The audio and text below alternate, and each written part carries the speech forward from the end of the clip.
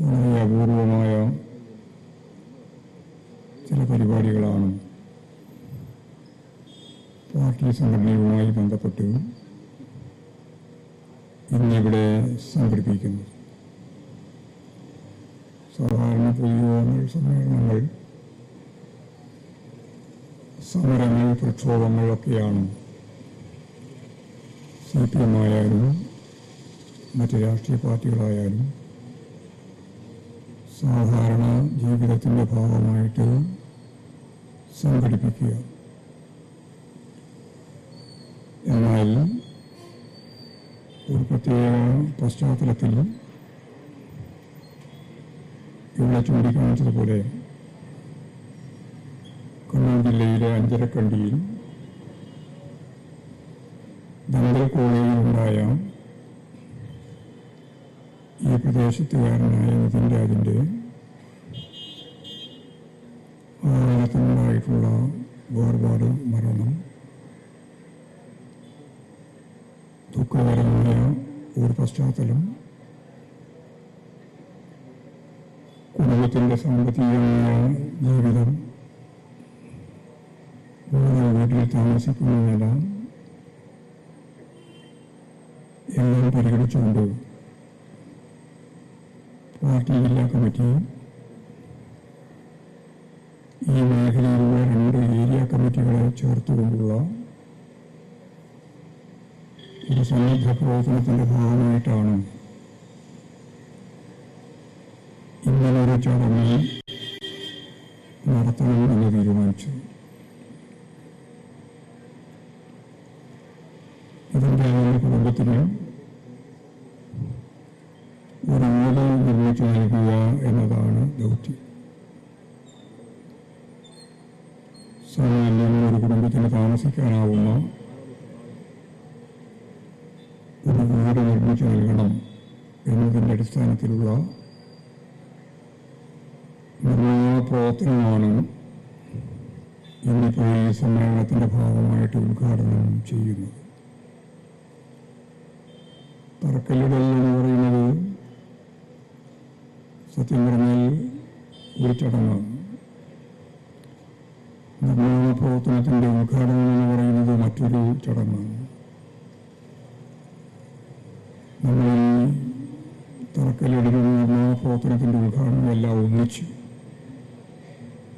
ഇന്ന് തന്നെ നടത്തുക എന്നതാണ് സംഘാടകർ തീരുമാനിച്ചത്. അതിൻ്റെ ഭാഗമായി ഇങ്ങനെല്ലാം സംഭവത്തോടെ ഈ സമ്മേളനത്തിൻ്റെ ഉദ്ഘാടനവും തറക്കല്ലിടൽ എന്നതുകൊണ്ട് ഉദ്ദേശിക്കുന്നത് പ്രവൃത്തി ആരംഭിക്കുക എന്നുള്ള ചടങ്ങ് 2 ഔപചാരികമായി നിർവഹിച്ചതായി ആദ്യം തന്നെ അറിയിക്കുക. കമ്മ്യൂണിസ്റ്റ് പാർട്ടി ഇതിനകം തന്നെ ആയിരക്കണക്കിന് വീടുകൾ നിർമ്മിച്ച് നൽകിയിട്ടുണ്ട്. തൃശ്ശൂർ പാർട്ടി കോൺഗ്രസിൻ്റെ ഭാഗമായിട്ട് പാർട്ടി സംസ്ഥാന കമ്മിറ്റി അന്നൊരു തീരുമാനം എടുത്തിരുന്നു. പാവപ്പെട്ട കുടുംബങ്ങൾക്ക് ഒരു ലോക്കലിൽ ഒരു വീട് സൗജന്യമായി നിർമ്മിച്ചു നൽകണം എന്ന് പാർട്ടി തീരുമാനിച്ചതിൻ്റെ ഭാഗമായി അതിനുശേഷം അത് പിന്നിട്ട 2 പാർട്ടി കോൺഗ്രസിനിടയിൽ ഏതാണ്ട് 2500-ലധികം വീട് കേരളത്തിൽ അങ്ങോളം നിർമ്മിച്ചു നൽകിയിട്ടുണ്ട്. ഒരു ലോക്കൽ 18 വീട് നിർമ്മിച്ച അനുഭവം വരെ ഉണ്ടായിട്ടുണ്ട്. 18ാമത്തെ വീടിൻ്റെ താക്കോൽദാനം തൃശ്ശൂർ ജില്ലയിൽ ഞാനാണ് നിർവഹിച്ചത്. ഒരു ലോക്കലിൽ 18 വീട്. അത് വലിയ മാതൃകാപരമായ ഒരു പ്രവർത്തനമായിരുന്നു. നിർമ്മാണ മേഖലയിൽ ഉൾപ്പെടെ പണി ചെയ്തുകൊണ്ടിരിക്കുന്ന ആ ലോക്കൽ തീരസഖാക്കൾ രാവിലെ മുതൽ വൈകുന്നേരം വരെ അവരുടെ സ്വന്തം ജോലിക്ക് പോയി രാത്രി തിരിച്ചു വന്നാൽ ഒരു ഉത്സവം പോലെ ആ നാട്ടിൻ്റെ വിവിധ മേഖലയിൽ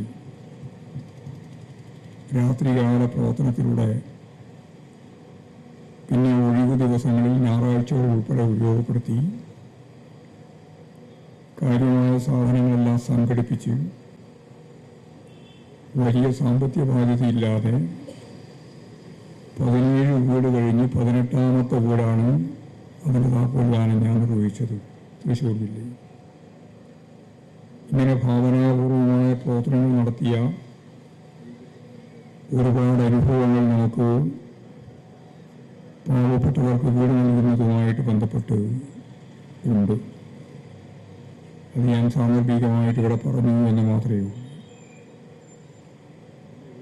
ഇവിടെ വളരെ ഗൗരവമുള്ളൊരു പ്രശ്നം